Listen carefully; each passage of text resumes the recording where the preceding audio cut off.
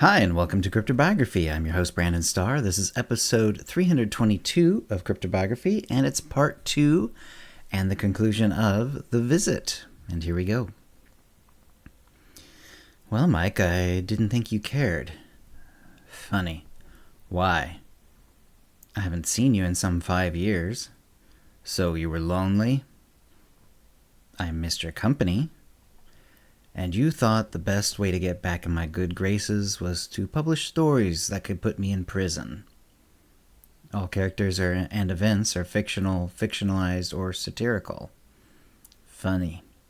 Like that would stop any cop who read your book and had any familiarity with the events. What do you want me to say? We were friends, then one day we weren't. And you have no idea why. No, actually, I don't. Mike went quiet. In the darkened room, Seth listened for any sound that might indicate Mike was moving, leaving, or doing anything else. He heard nothing. Listen, Seth. Our friendship was one of those weird things that happen. Normally it wouldn't, but I met you at just the right time, and so for a while we hung out. That couldn't last forever.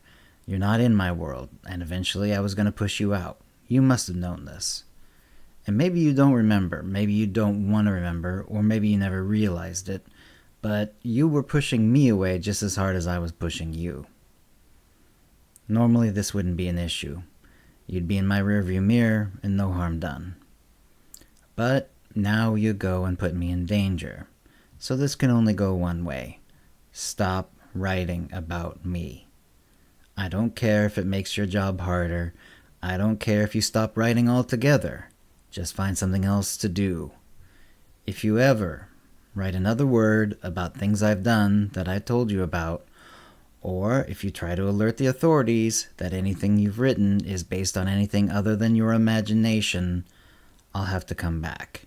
I won't want to come back, but I will. And that will be the end of it. And don't try to contact me again. All the ways you've contacted me before are going dead tonight. And if you think you can find me, well, my name never was Mike. It's just a name I used around you. I'm going to live out the rest of my life, and you're going to find some other hobby besides my past. Say yes if you understand. Seth gulped. Yes. It was fun while it lasted, Seth. It sucks that it had to end this way. But I've tried having friends of your kind before, and it's never worked out. I've only ever been able to keep friends of my own kind. Maybe that'll change. I'm retired, you know. Nice and young to be retiring. But yeah, I get to sip fancy drinks and do whatever I want for the rest of my life. Hopefully I can make a few new friends, ones who will never hear about my real past, because now I know what happens when I try that. But look at me. Already spouting more about my life than I planned on. So that's it, Seth. Remember, not one word more. I'll be watching. Goodbye. There was a soft noise and Seth's bedroom door opened. It was only slightly less dark in the hall than it was in his bedroom, and the large shadow of Mike's figure briefly filled the opening before the door closed again. Seth found himself staring at that door for hours, part of him almost hoping Mike would make another appearance. But it was not to be. Mike, and despite knowing this was an alias, Seth couldn't think of him as anything else, was as good as his word. Seth did actually try to call, email, and text Mike, but nothing went through. Seth spent the next few days wandering around his house, not writing, but also not looking out for anyone anymore. At least, not for the most part. Sometimes he looked out a window, or if there's a noise outside, he would look towards the door, but there was never anyone there. He thought back on their friendship. They'd become friends when he was trying to write his first book. He wanted to learn what it was like in the dangerous part of town, and he dressed the part as best he could. Mike had picked him out of the crowd at the bar instantly as someone who didn't fit in. He had come over to Seth and asked some increasingly aggressive questions, but they had a big laugh when Seth fessed up that he was just trying to research a book. Mike, as it turned out, was suspicious that he was an undercover cop, and when it turned out not to be so, he'd become friends with Seth. They'd hung out on a number of occasions in a very short window of time. Mike had told all kinds of stories, and Seth had quickly learned to pay attention and then write them down just after their hangouts.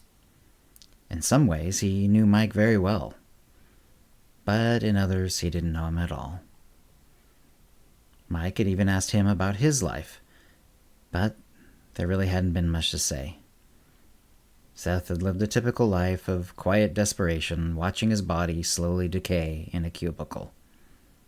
He'd tried writing a lot of times over the years, but had never made any real progress.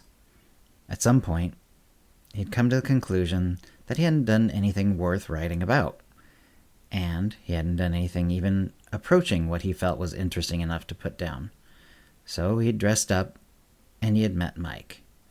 But all that hadn't taken long to say. So, Mike had talked, and Seth had paid attention.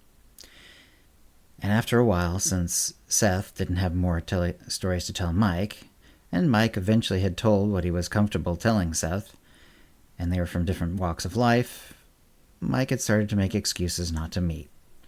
And eventually, they stopped hanging out altogether. Seth had plenty of stories to write, though, from all that Mike had said.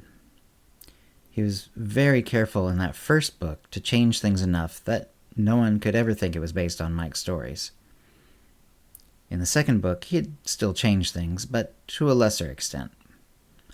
By the third book, mostly the names had changed, with little else being changed except to make the plot move better. And the fourth was even more obvious. He'd known all along that Mike might come after him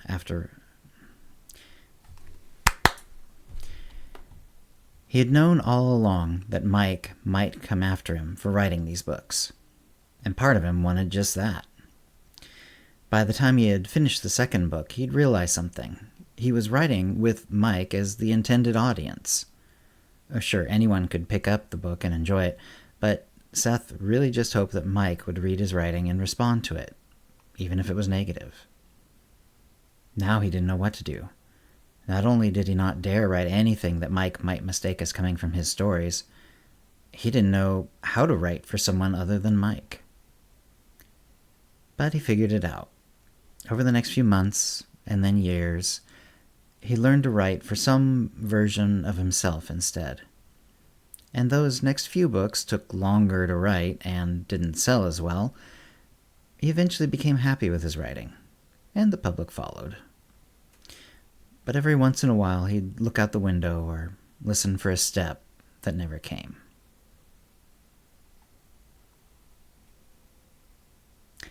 And that's the end of the story. I hope you enjoyed it. I certainly enjoyed writing it, and if you have any comments or questions about this episode or previous episodes, it's cryptobiography@gmail.com, or hit us up on Facebook, Twitter, or Mastodon. And thanks for listening.